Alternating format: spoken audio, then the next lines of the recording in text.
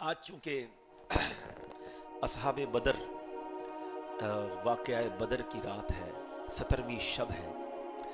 That was the most historical event in the history of Islam. غزوہ بدر جو ہے یہ اسلام کی تاریخ کا ایک ایسا باب ہے، ایسا سنہرا باب ہے، ایسا ڈیسائیڈر ہے کہ جس کے بارے میں صرف مسلمان ہی فخر نہیں کرتے. آج بھی ساری دنیا کے جو غیر مسلم ہیں نا، ان کو بھی پتہ ہے کہ بدر کے میدان میں ہوا کیا تھا. یعنی یہ ان کے پاس آخری چانس تھا، ایک موقع تھا، اور ان کا پلان بھی یہی تھا کہ اس وقت دنیا میں بہت تھوڑے مسلمان تھے. یہ کب ہوا تھا پہلے یہ سمجھیے، یہ 2 سنہ ہجری کو ہوا تھا.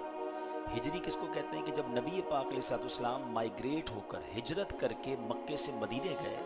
اب دوسرا ہی سال تھا. پہلے تو بڑی مشکل سے مکے سے نکلے تھے، یہاں بڑا ظلم تھا، مسلمان بھی گنتی کے تھے، مدینہ شریف پہنچے، ابھی تو سکون کا گویا سانس بھی نہیں لیا تھا، دوسرا ہی سال تھا. اور ان بدبختوں نے ایک ایسا پلان کیا کہ مسلمانوں کو صفائے ہستی سے مٹا دینا ہے. ٹوٹل مسلمان کتنے تھے؟ 313، صرف 313. اب آپ اس کو تھوڑا سا اور ازیوم کر لیں کہ 313 بدر کے میدان میں تھے، تو اتنے ہی عورتیں یا بچے مکے میں ہوں گے، مدینہ شریف میں ہوں گے. تو ٹوٹل ملا کر 700-800 لوگ دنیا میں کلمہ پڑھنے والے تھے. اس کو سمجھیے گا. اور اس کی جو امپورٹنس ہے اس غزوے کی، کہ بدر کی رات نبی پاک علیہ السلام نے خاص دعائیں کی. اور پیارے آقا علیہ السلام نے اس رات یہ دعا کی کہ یا اللہ، اگر آج یہ مارے گئے تو پھر تیرا نام لینے والا کوئی نہیں بچے گا، پھر تجھے پکارنے والا دنیا میں کوئی ایمان والا نہیں بچے گا. اس طرح نبی پاک نے دعا کی تھی. اور پھر اس دعائے مصطفیٰ کا ثمرہ یہ ملا کہ پھر فرشتوں کی فوج کے ذریعے مدد کی گئی. پہلے 1000، پھر 3000، پھر 5000 فرشتوں کے ذریعے اس میں مدد کی گئی. اور پھر 313 کے مقابلے میں، اچھا کمپیریزن کیا تھا؟ ادھر 313 ہیں، ادھر تقریباً 950 اور ایک روایت کے مطابق 1000 تھے. جو غیر مسلمین تھے وہ 1000. مسلمانوں کے پاس 1 گھوڑا یا 2 گھوڑے تھے، 70 یا 80 اونٹ تھے، شکستہ کمانیں تھی، ٹوٹے پھوٹے نیزے اور پرانی تلواریں تھیں. مسلمانوں کے پاس صرف یہی تھا. اور ان کے پاس کیا تھا؟ 950 افراد تھے، 100 برق رفتار گھوڑے تھے، 100 زرہ پوش جنگجو تھے، بلڈ پروف جس کو کہیں جیکٹ پہنے ہوئے وہ تھے. اور اسی طرح 600 اعلیٰ نسل کے اونٹ تھے، اور کھانے پینے کے ذخائر تھے. وہ روز کئی اونٹ ذبح کرتے اور مل کے کھاتے پیتے، رنگ رلیاں مناتے، ناچ گانے کرتے. تو یہ کمپیریزن تھا، مگر ساتھ ایمان تھا، ساتھ جذبہ تھا. وہ شاعر کہتے ہیں نا، تھے ان کے پاس 2 گھوڑے، 6 زرہیں، 8 شمشیریں، بدلنے آئے تھے یہ لوگ دنیا بھر کی تقدیریں. نہ تیغ و تیر پر تکیا، نہ خنجر پر، نہ بھالے پر، بھروسہ تھا خدائے پاک پر، لولاک والے پر. یہ لشکر سب سے انوکھا، یہ لشکر ساری دنیا سے انوکھا تھا، نرالا تھا کہ اس لشکر کا افسر مصطفیٰ لولاک والا تھا. یہ کیسا لشکر تھا جن کو پتا تھا کہ کمپیریٹیولی تو مارے جائیں گے، مگر نبی پاک علیہ السلام ساتھ ہیں، اور اسلام کا ایک جذبہ تھا. اور پھر نبی پاک نے جو دعا کی اس رات، اللہ اکبر. اسی لیے کہتے ہیں نا کہ بدری صحابہ کی جو ویلیو ہے نا صحابہ کرام میں، وہ سب سے نرالی ویلیو ہے. ون آف دا موسٹ، جو ٹاپ لیول کے صحابہ کرام آتے ہیں نا، یعنی 4 خلفائے راشدین ہیں، پھر عشرہ مبشرہ ہیں، اور ان کے بعد بدر کے صحابہ کی جو ہے نا بڑی ویلیو ہے. بلکہ بعد میں بھی جو بدر کے صحابہ تھے نا، بدری صحابی کہلاتے تھے. جب صحابہ کرام آپس میں بیٹھتے نبی پاک کے دنیا سے پردہ فرمانے کے بعد بھی، تو صحابہ کرام دیکھتے کوئی بدری صحابی موجود ہے تو اس کا مشورہ لیتے تھے، ان کو عزت دیا کرتے تھے، کیونکہ یہ اس وقت موجود تھے اور ان سے رب نے مغفرت کا وعدہ فرمایا ہے. ویسے تو ہر صحابی نبی جنتی ہے، مگر بدری صحابہ سے بدر کے میدان میں جنہوں نے اپنے آپ کو پیش کیا، خاص طور پہ مغفرت کا وعدہ، ان کے تمام گناہوں کو معاف کرنے کا، ان کی خطاؤں سے درگزر کرنے کا وعدہ فرمایا. تو ایسے یہ صحابہ کرام ہیں. بہرحال میرے پیارے اسلامی بھائیوں، اب ہوا کیا، تھوڑا سا اس کی ڈیٹیل سمجھتے ہیں اور ایمان تازہ ہوگا. 313 صحابہ کرام جب بدر کی مقام پر پہنچے نا، تو مسلمانوں سے پہلے کفار نے اپنا یوں سمجھیے کہ ڈیرا ڈال لیا تھا. مسلمانوں نے اپنا سارا سسٹم جو ہے وہاں غیر مسلموں نے اپنا ڈیرا پہلے ہی جما لیا تھا. تو وہ جو جگہ تھی نا انہوں نے پانی دیکھ کر نارمل زمین دیکھ کر اپنے خیمے گاڑ دیے. مسلمان جہاں پہنچے تو مسلمانوں کے پاس نہ پانی کا کوئی کنواں تھا اور زمین بھی جو ہے نا وہ ریتیلی تھی تو اس میں پیر صحیح جمتا نہیں تھا. تو اب صحابہ کرام نے نبی پاک سے عرض کی حضور ہماری جو جگہ ہے نا جہاں ہم کھڑے ہیں یا جہاں ہم پلان کر رہے ہیں یہ جگہ سوٹیبل نہیں ہے, ہم کیسے یہاں پر وقت گزاریں گے, پانی بھی نہیں ہے, گھوڑے بھی ٹھیک کھڑے نہیں ہو پا رہے, زمین بھی انسرٹن ہے, ریتیلی ہے. تو اللہ کے حبیب علیہ الصلوۃ والسلام, سبحان اللہ, نبی پاک پر رب کی کیسی رحمتیں ہیں. بدر کے میدان میں ایک بارش آتی ہے, دیکھو یہ غیبی مدد کہتے ہیں نا, بارش اللہ کی رحمت ہے. کیسی رحمت والی بارش تھی, قرآن میں اس کا ذکر ہے. قرآن فرماتا ہے وَيُنَزِّلُ عَلَيْكُم مِّنَ السَّمَاءِ مَاءً لِيُطَهِّرَكُم بِهِ وَيُذْهِبَ عَنكُم رِجْزَ الشَّيْطَانِ وَلِيَرْبِطَ عَلَىٰ قُلُوبِكُمْ وَيُثَبِّتَ بِهِ الْأَقْدَامَ. قرآن کہتا ہے کہ اور آسمان سے تم پر پانی اتارا تاکہ تمہیں اس سے ستھرا کر دے اور شیطان کی ناپاکی تم سے دور فرما دے اور تمہارے دلوں کی ڈھارس بندھائے اور اس سے تمہارے قدم جما دے. سبحان اللہ. تو پتہ یہ چلا کہ اس بارش سے ہوا کیا, کتنے فائدے ہوئے کہ 4 فائدے قرآن بیان کر رہا ہے کہ تاکہ جو بے وضو اور بے غسل ہوں وہ وضو اور غسل کر کے خوب پاک ہو جائیں, صاف ستھرے ہو جائیں. مسلمانوں کے دلوں سے جو شیطانی وسوسہ ہے وہ دور ہو جائے. پھر فرمایا مسلمانوں کے دلوں کو ڈھارس مل جائے کہ اللہ کی مدد ہمارے ساتھ ہے. اور جو ریتیلی زمین تھی نا, اب دیکھیں اللہ کی شان دیکھیں, اب ریت میں پانی پڑے تو وہ سالڈ ہو جاتی ہے, تو وہ ساری جگہ پراپر ہو گئی, سالڈ ہو گئی. سامنے کی زمین سالڈ تھی تو وہاں کیچڑ ہو گئی, ان کے لیے پرابلم کھڑی ہو گئی. مسلمانوں کی زمین سٹیبل ہو گئی. وہاں پانی تھا لیکن بہت زیادہ پانی ہو گیا, مسلمانوں کے پاس پانی بالکل نہیں تھا, انہوں نے پونڈز بنا لیے تو اس میں پانی بھی جمع ہو گیا. یعنی ایک بارش نے اس پوری سچویشن کو تبدیل کر دیا. اچھا, پھر بدر کے میدان میں صرف ایک بارش کے ذریعے مدد نہیں آئی. سبحان اللہ. آج کل لوگ, آپ جو بچے ہیں ان کو پتہ ہے ایڈیٹنگ کرتے ہیں, کئی سافٹ ویئرز ہیں, چھوٹا سا مجمع ہو اس کو ایڈٹ کر کے بڑا بنا سکتے ہیں, بہت بڑا کراؤڈ ہو اس کو ایڈٹ کر کے چھوٹا کر سکتے ہیں. امیجنیشنز کا دور ہے, گرافکس کا دور ہے. اس وقت پتہ کیا ہوا کہ جنگ کے وقت جب صفیں بنائی گئی نا, مسلمان تو 313 تھے اور کافر بہت زیادہ تھے, مگر اللہ کی شان دیکھیں, روحانی گرافکس دیکھیں کیسے کام آئے کہ مسلمانوں کو کافر تھوڑے نظر آ رہے تھے اور غیر مسلموں کو مسلمان زیادہ نظر آ رہے تھے. یعنی مسلمانوں کو حوصلہ بڑھ گیا کہ اتنے تھوڑے ہیں, ان کو تو نپٹا دیں گے, اور ان کو لگ رہا تھا اتنے زیادہ ہیں ہم کیسے لڑیں گے. ان کے دل پر خوف طاری ہو گیا اور مسلمانوں کو اللہ پاک نے حوصلہ عطا فرما دیا. ایک اور مدد یہ ہوئی, آج کل ایک فینامنا بڑا ڈسکس ہوتا ہے پاور نیپ کا, کہ جب بھی کوئی بڑا کام کرنا ہے اس سے پہلے تھوڑی دیر کے لیے آپ جو ہے وہ لے لیں, کیا نام ہے, نیند کر لیں 15-20 منٹ کی, آدھے گھنٹے کی, اس کو پاور نیپ کہتے ہیں. تو بندہ اس میں تگڑا ہو جاتا ہے. کچھ لوگ آج کل افطار کے بعد تھوڑی دیر سوتے ہیں تو تراویح کے لیے صحت مزہ آ جاتا ہے, تھوڑے فریش ہو جاتے ہیں. ایسا ہی ہے نا. آپ کو پتہ ہے جنگ کے لیے صفیں بن چکی تھی اور اللہ پاک نے مسلمانوں پر ایک نیند طاری کر دی. یہ کیسے پاسبل ہے کہ دشمن سامنے کھڑا ہو اور سارے کے سارے جو مسلمان ہیں وہ نیند میں چلے گئے. تھوڑی دیر کی نیند تھی لیکن تھوڑی دیر کے لیے انہوں نے پلک جھپک کر جب آنکھیں کھولی تو سارے کے سارے مسلمان فریش ہو چکے تھے. سب کو ایک نئی طاقت مل چکی تھی. وہ کہتے ہیں نا کمپیوٹر ری سٹارٹ ہو جاتا ہے, بندہ تھوڑی دیر کے لیے سوتا ہے لیکن اس کے بعد جب اٹھتا ہے تو سر سے ایک پریشر ختم ہو جاتا ہے, بندہ دوبارہ بڑے کام کے لیے تیار ہو جاتا ہے. تو بدر کے میدان میں یہ بھی ایک سمجھ لیں مسلمانوں کو مدد ملی کہ مسلمانوں پر ایک نیند طاری کر دی گئی. اور اب جب مقابلہ شروع ہوتا ہے, اب اس میں دیکھیں کیسے کیسے واقعات ہوئے. اللہ اکبر. قربانی کی ایسی داستانیں ہیں کہ ایمان تازہ ہو جاتا ہے. نبی پاک صفے درست فرما رہے تھے تو ایک صحابی, ان کا نام ہے سواد رضی اللہ تعالیٰ. تو ان صحابی کے پیٹ پر میرے آقا علیہ الصلوۃ والسلام نے, وہ تھوڑا سا ان کا پیٹ آگے نکلا ہوا تھا صفوں سے, نبی پاک نے ایک چھڑی جو تھی ان کے پیٹ پہ لگائی کہ اے سواد صف درست کر لو. تو وہ صحابی کہتے ہیں کہ حضور میں نے تو آپ سے بدلہ لینا ہے, آپ نے میرے پیٹ پر جو چھڑی لگائی ہے میں نے آپ سے بدلہ لینا ہے. سارے صحابہ حیران کہ یہ کیا کہہ رہے ہیں, پیارے آقا سے بدلہ لینا ہے. نبی پاک کی شان دیکھیں, میرے آقا فرماتے آؤ لے لو بدلہ. کہتے نہیں حضور آپ نے میرے پیٹ پر جب چھڑی لگائی نا تو اب میرا پیٹ پہ کرتا نہیں تھا, کرتا تو اوپر تھا, یا بغیر کرتے کے ہوں گے, آپ نے تو کرتا پہنا ہوا ہے. تو نبی پاک نے اپنا کرتا اوپر کیا, فرمایا آؤ بدلہ لے لو. وہ صحابی دوڑتے ہوئے اور نبی پاک سے چپٹ گئے, آقا کو چومنے لگے. کہتے حضور بدلہ نہیں لینا تھا, مجھے پتا ہے جنگ ہونے والی ہے, ہو سکتا ہے میں دنیا سے چلا جاؤں, میں مرنے سے پہلے اپنا جسم آپ کے جسم سے ٹچ کرنا چاہ رہا تھا. یہ کیسے نبی پاک سے محبت کرنے والے تھے. مگر یہاں ایک اور بات جو سمجھنے والی ہے وہ یہ ہے کہ صحابہ کرام کا نبی پاک کے ساتھ انداز اور پھر پیارے آقا علیہ الصلوۃ والسلام کا بڑا دل کہ آؤ بدلہ لے لو. یعنی دنیا میں حقوق دنیا میں ہی معاف کروانے ہیں. آج لوگ ظلم کرتے ہیں, دل توڑتے ہیں, ڈانٹتے ہیں, جھڑکتے ہیں, گالیاں دیتے ہیں, لیکن کسی کو معافی مانگنے کی توفیق نہیں ہوتی ہے. یاد رکھو ہمارے پیر و مرشد امیر اہل سنت تو اس لیول کی تربیت فرماتے ہیں مدنی چینل پر کہ اگر شوہر نے بیوی کا دل توڑا ہے تو اس کو بیوی سے معافی مانگنی ہوگی. ٹھیک ہے نا. والد نے اپنے بچوں پر زیادتی کی ہے. ہم بعض اوقات والد کے حقوق تو بیان بہت کرتے ہیں, ماں باپ کے حقوق بالکل ہیں, لیکن اس کی یہ اجازت نہیں کہ والد صاحب بچوں کو جہاں چاہیں ذلیل کرتے رہیں.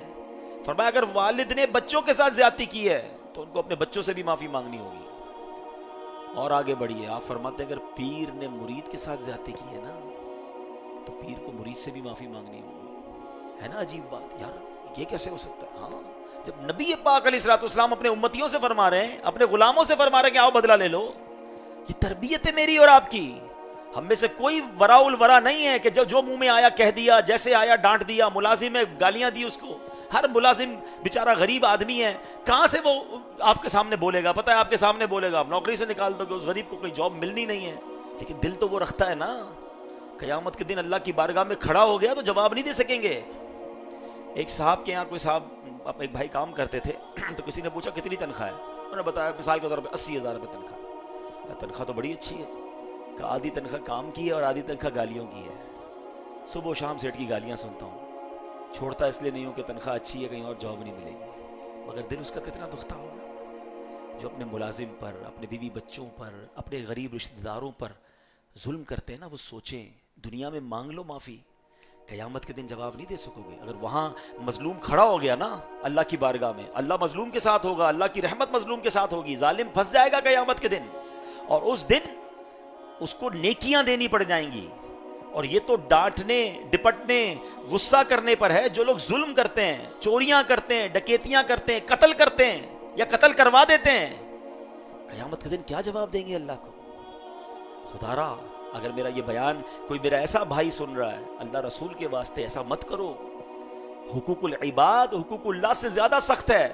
اگر کوئی بندہ ساری زندگی نماز نہ پڑھے, ٹھیک ہے غلط ہے, مگر وہ جانے, اس کا رب جانے, وہ ایک سچی توبہ کرے, اللہ اس کا گناہ معاف کرنے پر قادر ہے. مگر اسی کی مشیت ہے کہ اگر بندے کو ستایا ہے, بندے کو تکلیف پہنچائی ہے, جب تک بندہ معاف نہیں کرے گا اس وقت تک رب بھی معاف نہیں فرمائے گا. تو اب آپ غور کیجیے کہ ہم کیسے زندگی گزار رہے ہیں. اگر لوگ ناراض ہیں, آپ کے رشتہ دار ناراض ہیں, آپ کے دوست, آپ کے پڑوسی, آپ کے ملازمین, مانگ لے معافی. چھوٹے نہیں ہوں گے آپ اپنے ملازم سے معافی مانگنے پر. مجھے اچھی طرح یاد ہے ایک جگہ اسی طرح کا کوئی بیان ہو رہا تھا, معافی پر بات ہو رہی تھی, تو ایک بندہ کہتا ہے, مجھے دوسرے دن اس کا فون آیا, کہتا ہے بڑی فیکٹری کے اونر ہیں, انہوں نے کہا کہ میں نے آپ کے بیان سے پہلے جو ہے اسی دن اپنے ایک ملازم کو بہت ذلیل کیا, تو اس سے غلطی ہوئی تھی کوئی, میں نے اس کو بلا کر ٹھیک ٹھاک سمجھ لیا, اس کو جو بولنا تھا کہہ دیا. اب بیان کے بعد میں سوچنے لگا یار میں سیٹھ, وہ میرا ملازم, میں معافی کیسے مانگوں؟ مگر آپ بیان میں سمجھ آئی اس کو. کہتا ہے میں نے بڑی ہمت کی, میں اپنے ملازم کو بلایا اور میں نے اس سے معافی مانگی. میں بہت خوش ہوں, آج میرے سر سے ایک بوجھ اتر گیا. تو یہ ہے وہ اسلام کی پکچر کہ اگر غلطی ہو گئی ہے نا تو مانگ لے معافی. آپ چھوٹے نہیں ہو جائیں گے انشاءاللہ. جو بندوں کو معاف کرتا ہے یا بندوں سے معافی مانگتا ہے, پھر رب کریم بھی اسے معاف فرما دے گا. تو یہ غزوہ بدر کا یہ وہ واقعہ ہے جو سکھاتا ہے ہمیں کہ پیارے آقا سے صحابی کہہ رہے ہیں حضور میں نے بدلہ لینا ہے. نبی پاک نے یہ نہیں فرمایا تمہاری اوقات کیا ہے, میں کون ہوں پتہ نہیں. آج لوگ یہی تو کہتے ہیں تمہاری اوقات کیا ہے, پتہ نہیں میں کون ہوں, میری ڈانٹ سننی پڑے گی, کام کرنا تو ایسے ہی چلے گا, میرے سامنے بیٹھ نہیں سکتے, نگاہیں نیچی کرو, اونچی آواز سے بات نہ کرو, پتہ نہیں میں کون ہوں. یہ کر و فر اور یہ تکبر والے یاد رکھیں, اللہ متکبرین کو پسند نہیں فرماتا. متکبرین قیامت میں چونٹی کی شکل میں لائے جائیں گے اور لوگ ان کو رونتے ہوئے گزریں گے. یہ احادیث میں مضمون ملتا ہے. کیسے جواب دیں گے قیامت کے دن؟ آج دبا لو جتنا دبانا ہے, اس دن نہیں چلے گا. بلکہ اس دن کی بات چھوڑے, ہم نے دنیا میں برباد ہوتے دیکھا لوگوں کو. یہ تکبر کرنے والے, یہ ظلم کرنے والے, یہ دنیا میں برباد ہوتے ہیں. بلکہ میں ایک مشورہ دیتا ہوں آپ کو, زندگی میں کبھی ایسا فیل ہو نا آپ کو کہ یار چیزیں خراب ہونے لگ گئی ہیں, صحت ٹھیک تھی, کاروبار بھی ٹھیک تھا, فیملی کے معاملات بھی ٹھیک تھے, یہ ایک ایک کر کے چیزیں خراب ہو رہی ہیں, طبیعت خراب ہو رہی ہے, گھر میں جھگڑے شروع ہو گئے ہیں, کاروبار ڈاؤن ہونا لگ گیا ہے, there is something wrong. Check करो किसी का बुरा तो नहीं कर दिया, हाँ किसी के दिल तो हाई तो नहीं ले ली। ये जो हाई होती है ना, ये बड़े बड़े चीज़ों को बर्बाद कर देती है। एक जुमला याद कर लो, जिंदगी ऐसे गुजारो कि दुआएं लो, हाय ना लो। हाँ दुआएं लेने वाले बनोगे ना, फिर देखो कैसे तूफान टलते हैं। अल्लाह मुझे भी ऐसा बना दे, अल्लाह आपको भी ऐसा बना दे। आगे चलते हैं। अब क्या हुआ, गज़वा शुरू होने लगा। तो वहाँ जो है वो और अजीब अजीब दास्तानें। हज़रत साद बिन अबी वक्कास रदी अल्लाह तआला के छोटे भाई सैयदना उमैर बिन अबी वक्कास रदी अल्लाह तआला अभी 9 उम्र ही थे, छोटे ही थे। बदर के मौके पर कभी इधर छुपते थे, कभी उधर छुपते थे, क्योंकि सिलेक्शन हो रही थी कि कौन कौन लड़ाई के लिए जाएगा। तो हज़रत सैयदना साद रदी अल्लाह तआला फरमाते हैं, मैंने ताज्जुब से पूछा क्यों छुपते हो? तो कहते हैं कि मुझे अल्लाह की राह में लड़ने का बड़ा शौक़ है, शहादत का शौक़ है, उम्र छोटी है, कहीं नबी पाक मुझे देखकर लाइन से निकाल ना दे। तो प्यारे आका अलैहिस्सलाम की तवज्जो में आ गए। नबी पाक ने कहा आप तो नहीं जा सकते, आपकी उम्र छोटी है। तो वो रोने लगे कि नहीं मैंने जाना है और मैंने शहीद होना है। अल्लाह अकबर। नबी पाक अलैहिस्सलाम ने जब उनका रोना देखा तो उनको अपने गज़वे में शामिल फरमा लिया। ये वो लोग थे जो जान देने के लिए रोते थे। आज गुनाह करने के लिए माँ बाप के आगे बच्चे रो रहे होते हैं, मैंने इधर जाना है, मैंने उधर जाना है। ये कैसी तरबियत थी, ये कैसे लोग थे? और फिर ये शरीक भी हुए और अल्लाह की राह में शहीद भी हो गए। अच्छा 2 और बच्चे थे, उन्होंने तो कमाल कर दिया ना। नबी पाक अलैहिस्सलाम का जो सबसे बड़ा दुश्मन है ना, अबू जहल है। इस उम्मत का फिरौन कहा गया उसे। प्यारे आका अलैहिस्सलाम का सबसे बड़ा वो दुश्मन था। अब 2 बच्चे जो थे, हज़रत अब्दुर्रहमान बिन औफ कहते हैं जब लाइनें लगी हुई थी तो 2 बच्चे मेरे पास आए, कहा हज़रत ये बताएं अबू जहल कहाँ है? तो तुम्हें क्या काम है अबू जहल से? छोटे बच्चे। वो बच्चों ने जो कहा ना, वो शायर ने अपने अल्फाज में बयान किया। कहते हैं कसम खाई है मर जाएंगे या मारेंगे नारी को, कसम खाई है मर जाएंगे या मारेंगे नारी को, सुना है गालियां देता है वो महबूब बारी को। और उन बच्चों को जब बताया ना हज़रत अब्दुर्रहमान बिन औफ ने कि वो रहा अबू जहल, वो दौड़ते हुए गए और दोनों बच्चों उन पर हमला कर दिया और इतने वार किए तलवार के कि अबू जहल को वासिल जहन्नम कर दिया। उन बच्चों ने मार दिया। अल्लाह की शान देखे, उनका जर्नैल, उनका सिपह सालार किसी बड़े ताकतवर सहाबी के हाथों शहीद नहीं हुआ, हलाक नहीं हुआ, बर्बाद नहीं हुआ, बल्कि 2 छोटे बच्चों के हाथों उसका काम तमाम हो गया। और अब जब ये गज़वा शुरू हुआ ना, तो मुसलमान हैरान थे कि हम तो अभी चाबुक उठाते हैं, हम तलवार उठाते हैं, उससे पहले ही काफिर का सर उड़ जाता है। तो नबी पाक के पास आए कि हुजूर समझ नहीं आ रही हो क्या रहा है, हम तो किसी की तरफ जाते हैं उससे पहले वो गिर जाता है, उससे पहले उसका सर उड़ जाता है। तो अल्लाह के हबीब अलैहिस्सलाम ने फरमाया ये तीसरे आसमान की मदद आई है। सहाबा किराम को अपने सर पर घोड़ा दौड़ने की आवाज आती थी, चाबुक चलने की आवाज आती थी, बल्कि एक आवाज आती थी इकदिम हैजूम, ए हैजूम आगे बढ़। और ये हैजूम कौन है? उलमा फरमाते हजरत जिब्रील अलैहिस्सलाम के घोड़े का नाम है। तो फरिश्ते आए। मुसलमानों 313 में से सिर्फ 14 शहीद हुए इस गज़वे में। और कुफार में जो जिसको कहते हैं ना सरासिमगी फैल गई, वो इतने खौफजदा हो गए कि हो क्या रहा है, हम कुछ हमारे कौन मार रहा है हमको ये नजर नहीं आ रहा, ये दुश्मन किधर से आ गया है। उन्होंने बोरिया बिस्तर समेटा और वो भागे। कई लोग उनके यूँ समझिए कि दुनिया से गए। और उसमें उस दिन जो हैबत पड़ गई ना कुफार के दिल पर कि इनसे लड़ाई करना आसान नहीं है, इनके लिए तो फरिश्ते मदद को आ जाते हैं। इनका तो फुल प्लान था कि 313 एक ही बारी में ख़त्म करो, इस्लाम का नाम ही ख़त्म हो जाएगा, ख़त्म लपेट दिया जाएगा इस्लाम। मगर उन्हें क्या पता था कि किसका दीन है, ये किस कौन से हबीब अलैहिस्सलाम। अब थोड़ा सा मैं टच दे देता हूँ कि जब भी इस्लाम को बिठाने की कोशिश की गई है ना, फिर देखें कैसे गैब से मदद आई और पूरी दुनिया के लोगों पर हैबत तारी कर दी गई। जो ये काबा गिराने अबरहा आ रहा था, सूरह फील का वाकया याद होना चाहिए आपको कि वो तो आया था हाथियों का लश्कर लेकर कि एक बार काबे को खत्म कर दो, ना रहे काबा ना करे हज। मगर उसको पता नहीं था कि ये घर किसका है। और दुनिया का दस्तूर है एयरफोर्स का मुकाबला एयरफोर्स करती है, दुनिया का दस्तूर है आर्मी का मुकाबला आर्मी करती है, जहाज का मुकाबला जहाज, टैंक का मुकाबला टैंक। हाथी आए थे तो अगर इनका मुकाबला करना था तो रब ने कोई बड़ी चीज भेजनी थी ना।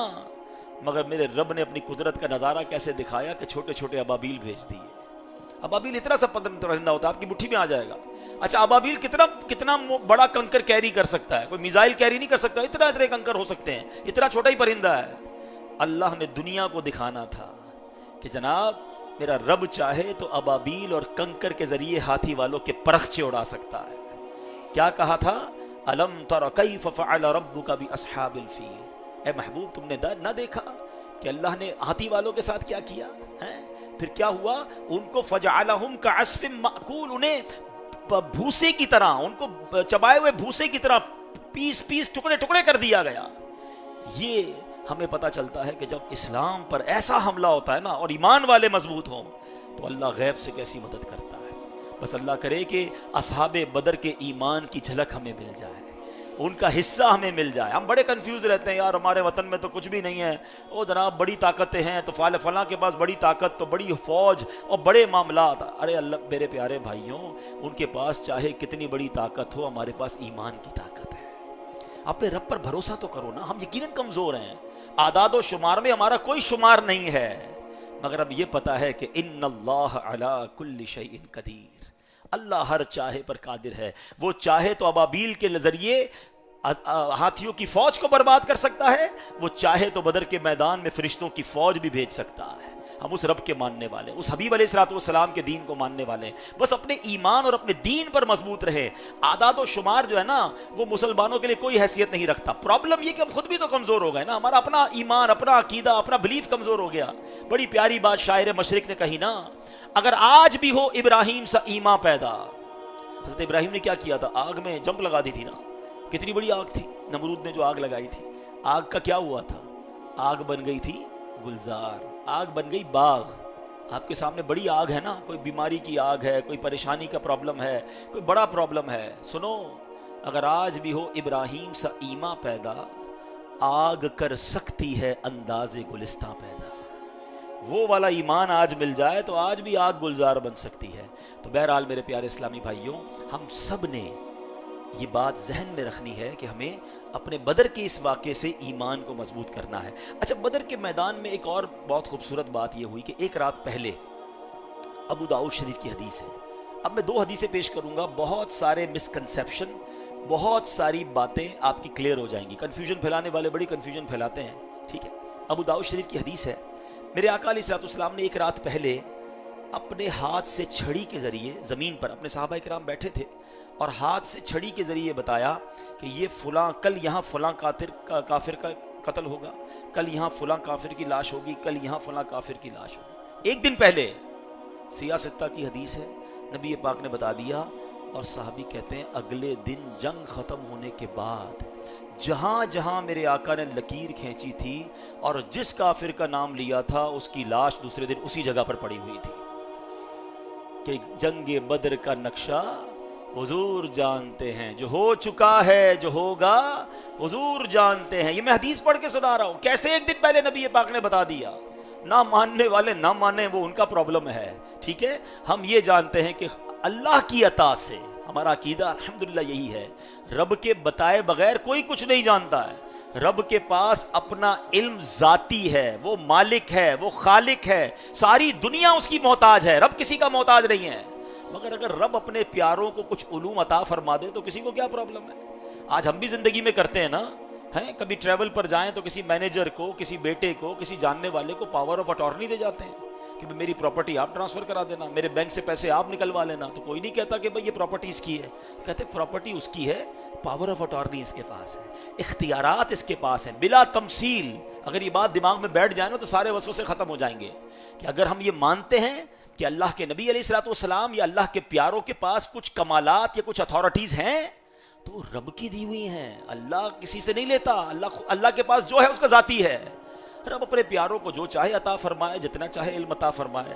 نہ جانے کیوں لوگوں کو پرابلم ہو جاتا ہے، تو میں تو ابو داؤد شریف کی حدیث پڑھ رہا ہوں کہ نبی پاک نے ایک رات پہلے خود لکیریں کھینچ کر بتا دیا کہ کل کس کی کہاں موت ہونی ہے۔ اچھا، پھر جب یہ سارے مارے گئے نا، غزوہ ختم ہو گیا، تو نبی پاک علیہ الصلوۃ والسلام جب کفار کی لاشوں کو گھڑے میں ڈال دیا گیا نا، تو پیارے آقا علیہ الصلوۃ والسلام اس گھڑے کے پاس آئے اور آپ نے ان کا نام لے لے کر خطاب کرنا شروع کیا۔ اے عتبہ بن ربیعہ، اے شیبہ بن ربیعہ، اے فلاں، تم نے اپنے رب کے وعدے کو سچا پایا؟ ہم نے تو اپنے رب کے وعدے کو بالکل ٹھیک اور سچا پایا۔ حضرت عمر فاروق جب یہ دیکھ رہے ہیں تو آئے، کیا بات ہے حضرت عمر فاروق کی، اتنا کمال کا کوسچن کر لیا، وہ کہتے ہیں ساڈا مسئلہ ہی حل کر دیا۔ اچھا، حدیث کہاں کی ہے؟ یہ بخاری شریف کی حدیث۔ لوگ کہتے ہیں ریفرنس دیا کرو، چلو ریفرنس لے لو، بخاری شریف جلد نمبر 1 صفحہ نمبر 183، ٹھیک ہے۔ اب حدیث میں کیا ہوتا ہے کہ حضرت نبی پاک ان کفار کے لاشوں سے خطاب کر رہے ہیں، تمہیں پتہ چلا رب کا وعدہ تمہیں مل گیا؟ تو حضرت عمر کہتے ہیں حضور آپ مردوں سے باتیں کر رہے ہیں، یہ تو دنیا سے چلے گئے۔ سنو میرے آقا علیہ الصلوۃ والسلام نے کیا جواب دیا، کہا کہ اے عمر قسم خدا کی جس کے قبضہ قدرت میں میری جان ہے، تم زندہ لوگ میری بات کو ان سے زیادہ نہیں سن سکتے، لیکن اتنی بات یہ ہے کہ مردے جواب نہیں دیتے۔ بات سمجھ آ گئی؟ اچھا اب نبی پاک اے عتبہ بن ربیعہ ان لاشوں کو اے، اب اردو میں اے کہتے ہیں، عربی میں یا کہتے ہیں، اور آسان کر دیتا ہوں، چلیں مشکات شریف کی حدیث ہے اور شاید آپ سب کو قبرستان کی دعا یاد ہوگی، حدیث پاک سے نبی پاک نے دعا عطا فرمائی ہے، السلام علیکم، کیا بات ہے ماشاءاللہ، ڈیفنس والے دعائیں یاد کرتے ہیں، السلام علیکم یا اہل القبور یغفر اللہ لنا ولکم وانتم سلفنا ونحن بالاثر۔ کیا کمال کی دعا ہے، کیا میسج ہے اس میں۔ اللہ کرے قبرستان جائیں یہ دعا کریں اور دل میں کیفیت پیدا ہو۔ دعا کیا ہے؟ السلام علیکم یا اہل القبور، اے قبر والو تم پر سلامتی ہو، یغفر اللہ لنا ولکم، اللہ تمہاری اور ہماری مغفرت فرمائے، وانتم سلفنا ونحن بالاثر، تم پہلے چلے گئے ہم بعد میں آنے والے ہیں۔ یہ اس دعا کا معنی ہے، میسج ہے نا، وہ چلے گئے تمہاری باری ہے، قبر دیکھ کر یاد کرو تم نے بھی جانا ہے، اللہ کرے ہم عبرت حاصل کریں۔ مگر ایک مسئلہ بھی حل ہو گیا نا، السلام علیکم دوبارہ بولو، یا اہل القبور، قبرستان میں تو شرابی کی قبر بھی ہوتی ہے، جواری کی قبر بھی ہوتی ہے، گناہگار کی قبر بھی ہوتی ہے، نیک کی بھی قبر ہوتی ہے، تو ایک گناہگار قبر والے کو یا اہل القبور کہنا جائز، حدیث پاک میں ہے، آقا نے تعلیم دی ہے، اور ہم یا رسول اللہ کہیں تو پتہ نہیں کیوں پرابلم ہو جاتی ہے، ہم یا غوث اعظم کہیں تو نہ جانے کیوں پرابلم ہو جاتی ہے۔ یہ تو حدیثوں سے ثابت ہے نا، کون ان کو رب مان رہا ہے، کون ان کو جناب معاذ اللہ عبادت کے لائق مان رہا ہے؟ ہم تو بار بار کہہ رہے ہیں کہ تمام انبیاء، تمام اولیاء، تمام صحابہ رب کے محتاج ہیں، رب کسی کا محتاج نہیں ہے، عبادت کے لائق صرف ایک ہی ذات ہے، وہ رب کی ذات ہے۔ مگر اللہ کریم اپنے کچھ پیاروں کو کچھ جس کو کہیں اختیارات دے دیتا ہے، تو پرابلم کیا ہے تمہیں؟ وہ مالک ہے جس کی مرضی جسے چاہے دے۔ آپ کا جو سب سے زیادہ قریبی دوست ہوتا ہے، آپ کا محبوب ہوتا ہے، آپ کا پیارا ہوتا ہے، کسی کو بچے سے پیار، کسی کو بیوی سے پیار، کسی کو دوست سے پیار، ہم کیا کہتے ہیں؟ یار یہ میرا اپنا ہے، میرا جو ہے سب اس کا ہے، ہوتا ہے نا۔ بہت جب کلوز ہو جاتے ہیں تو میرا تیرا نہیں ہوتا، یار میری جان حاضر اس کے لیے، ہوتا ہے نا۔ تو جب رب نے پیارے آقا کو حبیب اللہ بنا لیا ہے، اپنا حبیب بنایا ہے، تو پھر اس کی وہ اپنی کائنات میں جو چاہے اپنے حبیب کو دے۔ یہی بات تو سیدی اعلیٰ حضرت نے سمجھائی ہے نا کہ میں تو مالک ہی کہوں گا کہ ہو مالک کے حبیب۔ آپ نے دیکھا ہوگا بڑے بڑے جو فیکٹری ہوتی ہے یا بڑے بڑے ادارے ہوتے ہیں، اس میں جو بالکل سیٹ کے قریب ہوتا ہے یا مین آدمی ہوتا ہے، تو نیچے کا اسٹاف انہیں کو کہتا ہے مالک میرا کام کرا دیں، بھائی میرا کام کرا دیں۔ کیوں کہتے ہیں؟ یار پتہ یار یہ سیٹ صاحب کے بہت قریب ہے، یہ جائے گا میرا کام ہو کے آ جائے گا۔ ایسا ہی ہے نا، بلا تمثیل، خدا نہ خواستہ یہ وہاں مثال سمجھانے کے لیے دی ہے، کوئی اس ایگزامپل کو وہاں پیسٹ نہ کرے، سمجھ رہے ہیں؟ اعلیٰ حضرت کہتے ہیں میں تو مالک ہی کہوں گا کہ ہو مالک کے حبیب، یعنی محبوب و محب میں نہیں میرا تیرا۔ جو رب کا ہے اللہ نے اپنی عطا سے اپنے حبیب کو بہت کچھ عطا فرمایا ہے، تو اس میں کیا ٹینشن ہے؟ ٹھیک ہے، پرابلم جب ہوتا، ٹینشن جب ہوتا جب معاذ اللہ کو یہ سمجھتا کہ جناب فلاں ولی یا فلاں نبی جو دیتے ہیں وہ اپنی طرف سے دیتے ہیں، اللہ سے لے کے نہیں دیتے، ان کا علم ذاتی ہے، پھر تو شرک ہو جائے گا۔ ہم سب کا ماننا یہ ہے کہ خالق، مالک، دینے والا، زندگی، موت، شفا سب دینے والا رب ہے اور اس کا سب کچھ ذاتی ہے، مگر اگر اس نے اپنے کرم سے کچھ لوگوں کو اختیار دیا ہے تو کوئی ٹینشن کی بات نہیں ہے، وہ جو بھی دیتے ہیں رب سے لے کر دیتے ہیں۔ اور میں نے آپ کو حدیث پاک سے ثابت کر دیا کہ نبی پاک فرما رہے ہیں یا اہل القبور۔ اچھا اہل القبور میں تو چلو مسلمان کی قبریں ہیں نا، بدر کے میدان میں تو غیر مسلموں کو نبی پاک پکار رہے ہیں، اے کفار تمہیں یاد ہے رب کا وعدہ مل گیا؟ حضرت عمر نے سوال بھی کر لیا، حضور آپ مردوں کو پکار رہے ہیں؟ تو امید ہے آئندہ کوئی کنفیوز کرنے کی کوشش کرے گا تو انشاءاللہ آپ کنفیوز نہیں ہوں گے۔ نبی پاک کو اللہ نے بڑے کمالات سے نوازا۔ چلو ایک اور حدیث سن لو، لوگ کہتے ہیں قرآن و حدیث سے بات کریں، آپ سب کو وہ حدیث یاد ہونی چاہیے۔ پیارے آقا علیہ الصلوۃ والسلام ایک بار احد کے پہاڑ پہ گئے، احد پہاڑ پہ زلزلہ آنا شروع ہو گیا، عاشق کہتے ہیں احد جھومنے لگ گیا، عشق کی زبان میں احد، نبی پاک آ گئے تو وہ جھومنے لگ گیا، ویسے زلزلہ آ گیا۔ اچھا ارتھ کویک، زلزلہ وہ آفت ہے، اتنی سائنس نے ترقی کر لی، آج تک دنیا کی کوئی طاقت نہ زلزلے کی پریڈکشن کر سکتی ہے کہ کب آئے گا، اور آ جائے تو روک بھی نہیں سکتی ہے۔ مگر دیکھو میرے نبی کی شان، سبحان اللہ، حدیث کے الفاظ ہیں میرے آقا نے احد پہاڑ کو ٹھوکر لگائی، اے احد رک جا، کیا تجھ پر ایک نبی، ایک صدیق اور 2 شہید نہیں ہیں؟ یہ حدیث کے کچھ اس طرح الفاظ ہیں کہ تجھ پر ایک نبی، ایک شہید، ایک نبی، ایک صدیق اور 2 شہید ہیں۔ احد کا زلزلہ رک گیا۔ 2 باتیں سیکھنی ہیں، ایک تو اللہ نے نبی پاک کو اتھارٹی کیسی دی ہے۔ سیدی اعلیٰ حضرت فرماتے ہیں نا، ایک ٹھوکر سے احد کا زلزلہ جاتا رہا۔ آقا نے ٹھوکر لگا دی نا، ایک ٹھوکر سے احد کا زلزلہ جاتا رہا، رکھتی ہیں کتنا وقار اللہ اکبر ایڑیاں۔ اللہ نے ایسا کمال دیا، یہ تو شان مصطفیٰ ہے۔ مگر ایک سوال ہے جناب، پیارے آقا نے فرمایا ایک نبی، ایک صدیق اور 2 شہید ہیں۔ نبی تو نبی پاک علیہ الصلوۃ والسلام ہو گئے، صدیق ابو بکر صدیق رضی اللہ تعالیٰ عنہ ہو گئے۔ 2 کون ساتھ تھے؟ حضرت عمر ساتھ تھے، حضرت عثمان ساتھ تھے۔ پیارے آقا کو پہلے کیسے پتہ چل گیا کہ یہ شہید ہوں گے؟ یہ تو حیات تھے نا، ساتھ موجود تھے پہاڑ پر۔ مطلب اور کتنی آپ کو حدیثیں اور ایویڈنس چاہیے کہ اللہ نے اپنے حبیب کو بہت سارے علوم سے نوازا تھا، اور ہم تو غلام ہیں۔ اچھا غلام کو تو خوش ہونا چاہیے، پتہ نہیں کیوں پرابلم ہوتی ہے لوگوں کو، بھائی آپ کے نبی کو اتنا بڑا مقام ملا تو آپ کو تو خوش ہونا چاہیے۔ کچھ لوگوں کو پتہ نہیں کیوں پرابلم شروع ہو جاتی ہے، ارے ہم تو ان کے امتی ہیں، یہ ہماری خوش نصیبی ہے۔ وہ ہمارے نبی، ان کے ہم امتی، امتی تیری قسمت پہ لاکھوں سلام۔ تو ہمیں تو انجوائے کرنا چاہیے جب اللہ کے نبی کی شان بیان ہو اور ان کے کمالات بیان ہو۔ تو بہرحال میرے پیارے اسلامی بھائیوں، بدر کا واقعہ one of the amazing historical event in the history of Islam. Allah نے جو مدد فرمائی، سبحان اللہ، ایمان تازہ ہو جاتا ہے۔ مگر وہ صحابہ اپنا کام کر گئے، انہیں تھوڑی پتا تھا کہ فرشتے آئیں گے، وہ تو جان دینے ہی گئے تھے، وہ تو گئے تھے قربان ہونے۔ انہوں نے کہا تھا حضور ہم آپ کے ساتھ ہیں، ان کو پتا تھا کہ مارے جائیں گے، مگر اللہ کے نام پر سب کچھ قربان کرنے کے لیے وہ تیار تھے۔ تو آج اس واقعے سے ہمیں بھی یہ سیکھنا ہے کہ اگر کبھی دین کو ہماری قربانی کی ضرورت پڑے تو ہمیں وہ قربانی دینی چاہیے، چاہے وہ مال کی قربانی ہو، وقت کی قربانی ہو۔ اللہ کرے کہ کبھی ہماری جان بھی اللہ کے دین کے لیے کام آ جائے تو ہمیں اس میں دین کے لیے قربانی کے لیے تیار رہنا چاہیے۔ اور اگر کبھی پھنس جائیں کسی معاملے میں تو ڈرنا یا گھبرانا نہیں ہے، دعا کریں، اللہ غیب سے مدد فرمائے گا، ہماری مشکلیں آسان فرمائے گا۔ تو بہرحال الحمدللہ ایسی پیاری باتیں دعوت اسلامی کے ماحول میں ہمیں سیکھی اور سکھائی جاتی ہیں۔ ہمیں دعوت اسلامی کے اس ماحول سے وابستہ رہنا ہے۔